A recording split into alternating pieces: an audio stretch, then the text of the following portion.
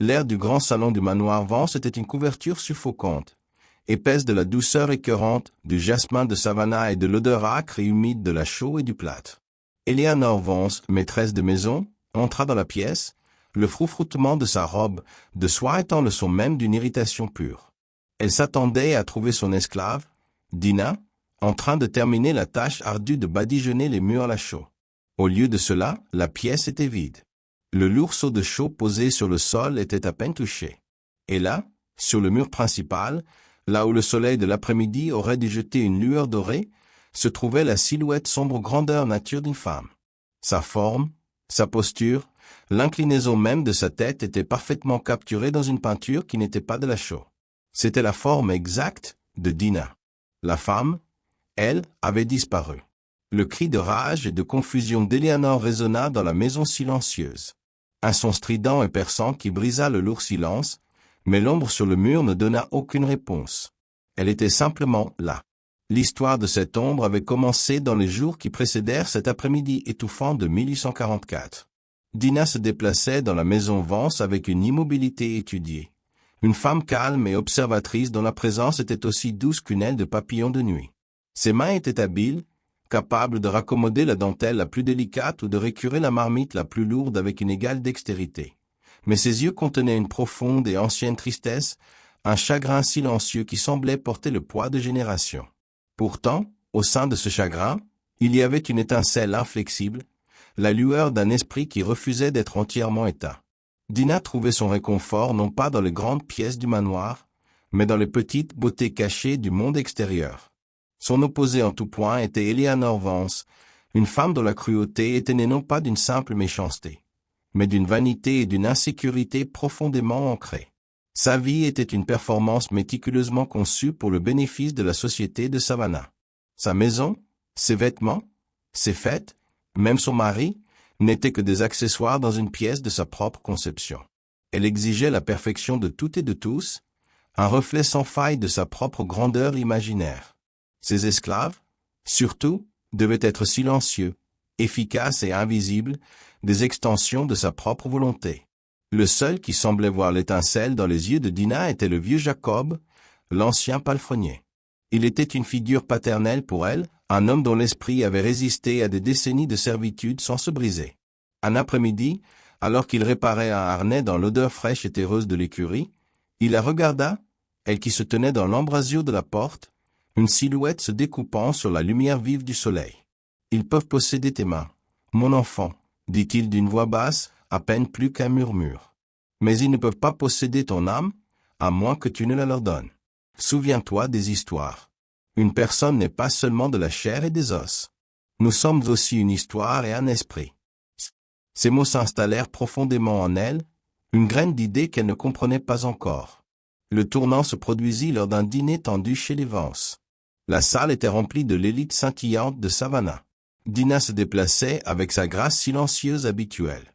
Alors qu'elle tendait la main pour prendre un plat vide, un invité déplaça brusquement sa chaise, la heurtant. Elle trébucha, sa main effleurant un oiseau de porcelaine délicat et coûteux, une possession précieuse d'Eleanor. Il vacilla un instant sur le bord de la table avant de tomber sur le sol poli dans un craquement écœurant, se brisant en une douzaine de morceaux. Un silence glacial s'abattit sur la pièce.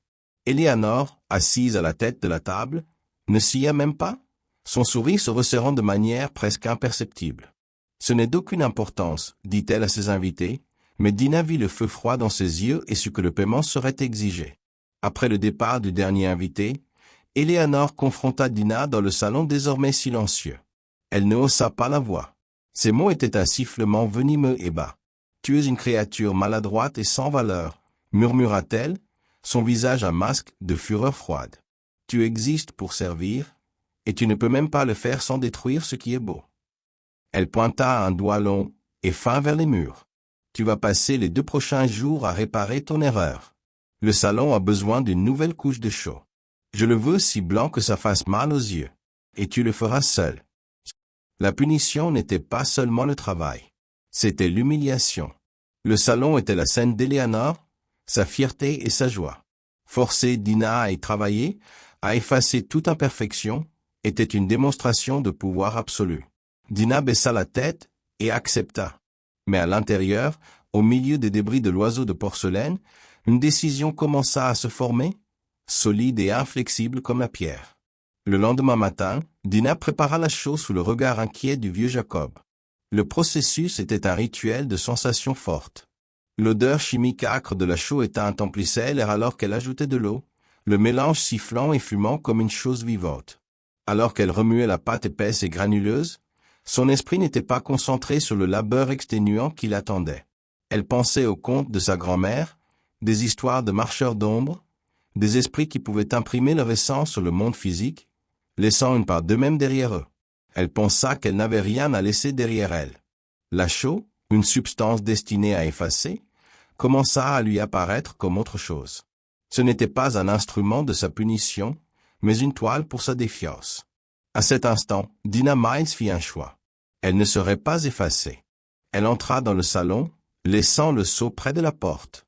La lumière du soleil projetait son ombre longue et nette contre le mur nu qu'elle était censée couvrir.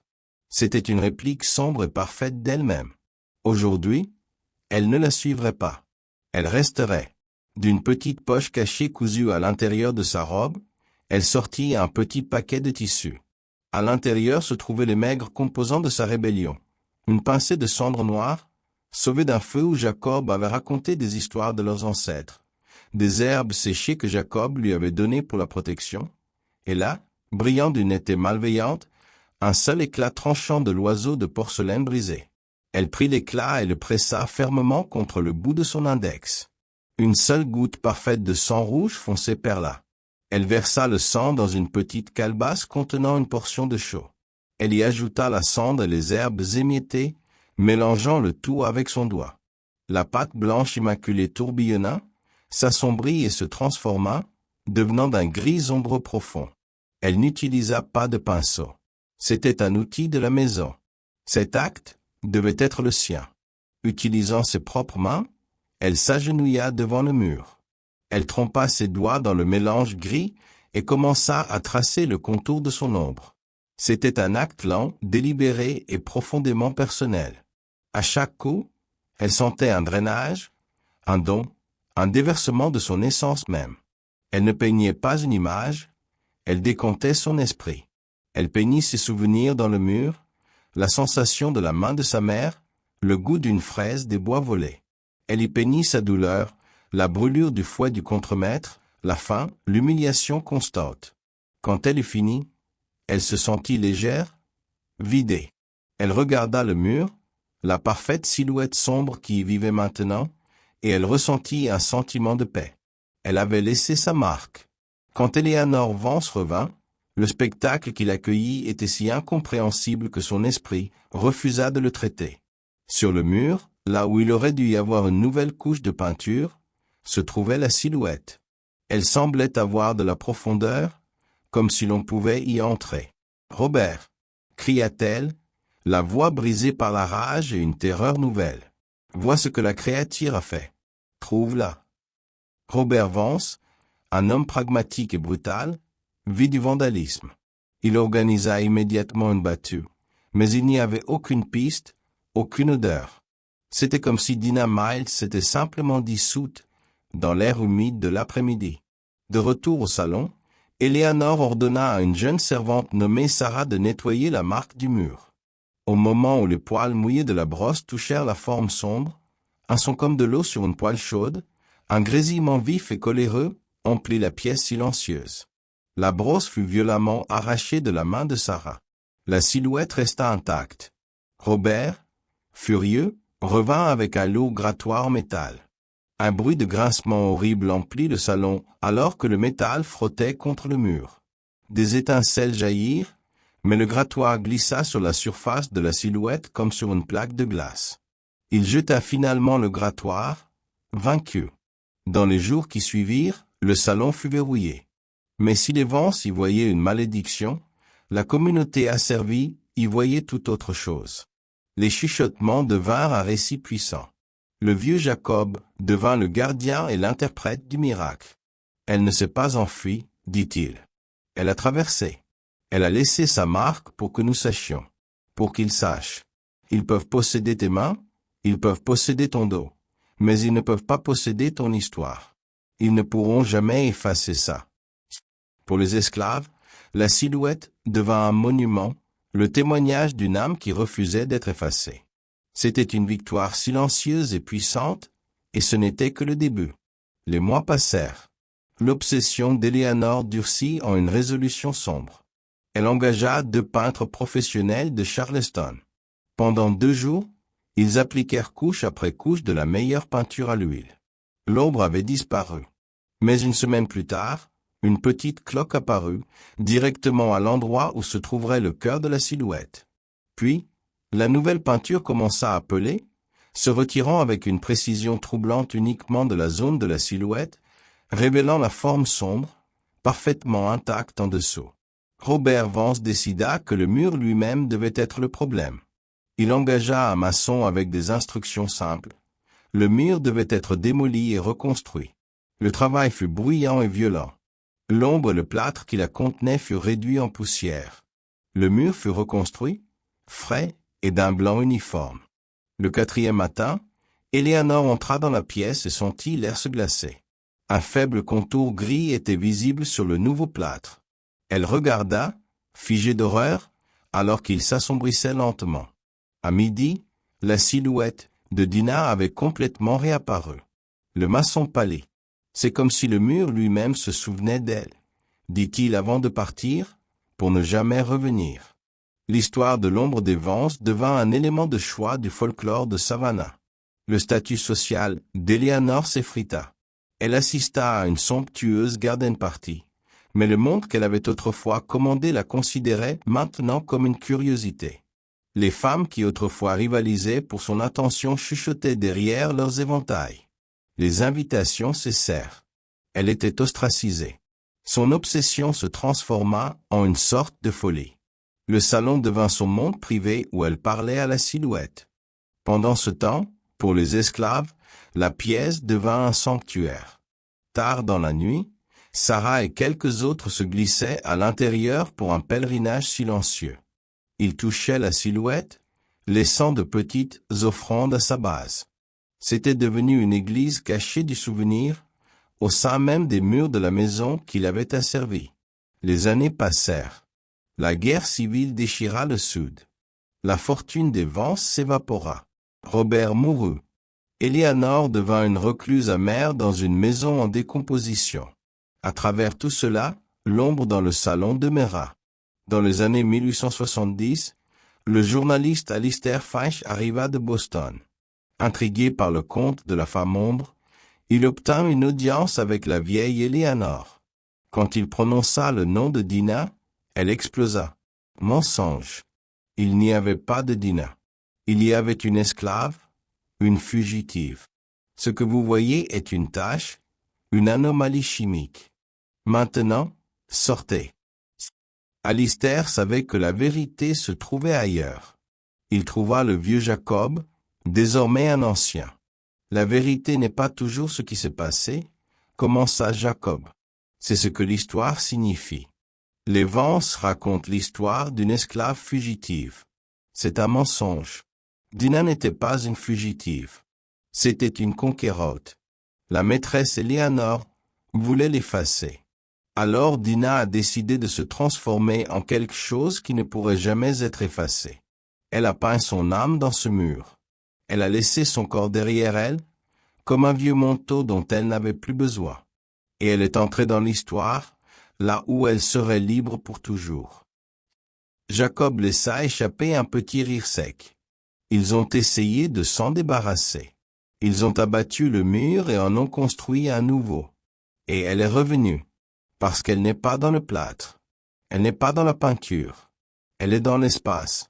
Elle est désormais dans l'histoire de cette maison. Elle a gagné. Alistair retourna à Boston et écrivit son article. L'ombre de Savannah, une légende de résistance. L'histoire se répandit. L'histoire de Dinah Miles devint une légende nationale. Le XXe siècle arriva. Eleanor était morte. Le manoir en ruine fut vendu à M. Harrison, un industriel pragmatique qui rejeta la légende comme une absurdité. Ce mur, ordonna-t-il à son contremaître. George, je veux qu'il ait disparu d'ici mardi. L'équipe de démolition, des hommes de la région, arriva le cœur lourd. Certains faisaient des signes subtils pour conjurer le mal. George balança la première masse. Ils travaillèrent toute la journée, réduisant le mur en poussière. Ce soir-là, Harrison sourit. Rien que du plâtre et de la poussière. Une semaine plus tard, le nouveau mur était en place. Alors que George l'inspectait, il remarqua une légère décoloration au centre. Lui et ses hommes regardèrent, stupéfaits, alors que tout au long de l'après-midi, la tache grise s'assombrit et se condensa. Au coucher du soleil, la silhouette de Dinah était parfaitement rendue sur un mur qui n'existait pas une semaine auparavant, plus nette, plus sombre et plus définie que jamais, comme si sa destruction n'avait servi qu'à concentrer son énergie. George trouva Harrison. Elle est revenue. Harrison entra en trompe dans le salon et s'arrêta net. Il toucha le plâtre. Il était froid, d'un froid surnaturel.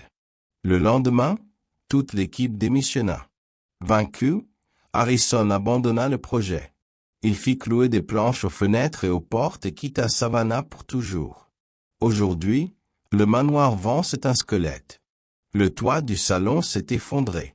C'est là que se tiennent le docteur Harry Thorne, un historien, et Lena Washington, une enquêtrice en paranormal et lointaine descendante de la sœur de Jacob. Ils se tiennent devant le mur. La silhouette est toujours là, estompée mais indéniablement présente. Lena déballe son équipement. Sa caméra thermique révèle que la silhouette est un vide de température, un puits thermique constant. Son détecteur de champs électromagnétiques s'affole près du mur, révélant une énergie pulsante et chaotique. Elle installe un enregistreur numérique. Il y a une immense quantité d'énergie concentrée ici, dit-elle. Mais ce n'est pas hostile. Ce n'est pas colérique ou vengeur. C'est vigilant, patient, comme si elle attendait. Dans le crépuscule grandissant, Lena lance la lecture de l'enregistrement. Au milieu de la statique, un son émerge. C'est une voix de femme, un murmure qui semble porter le poids d'un siècle de silence. Il est faible, sec comme le bruissement de feuilles mortes, mais aussi clair et indéniable. Il prononce un seul mot qui n'est pas une supplique, mais un ordre, un but, un héritage. Souviens-toi. Le mot reste suspendu dans l'air, plus réel que les murs en ruine. C'est la confirmation ultime. Le but de Dinah n'a jamais été de hanter, d'effrayer. Son but était infiniment plus grand. C'était de s'assurer qu'elle, et les millions comme elle dont les noms ont été perdus, dont les histoires ont été effacées, ne seraient pas oubliées. L'histoire se termine ici, mais elle ne s'achève pas. Elle réfléchit à la vraie nature de l'héritage. Les Vance et les Harrison, hommes de pouvoir et de propriété, n'ont laissé derrière eux que des briques en ruine et des noms oubliés. Dinah Miles, une femme qui ne possédait rien, pas même son propre corps, a créé un monument qui leur a survécu à tous. En refusant d'être effacée, elle est devenue l'auteur d'une histoire immortelle.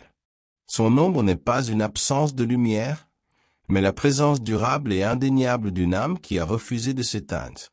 C'est un testament permanent au pouvoir de l'esprit humain de résister, d'endurer et de créer un héritage non pas de propriété, mais de mémoire. C'est une victoire silencieuse et puissante, qui continue de triompher, jour après jour, au cœur de Savannah et au-delà.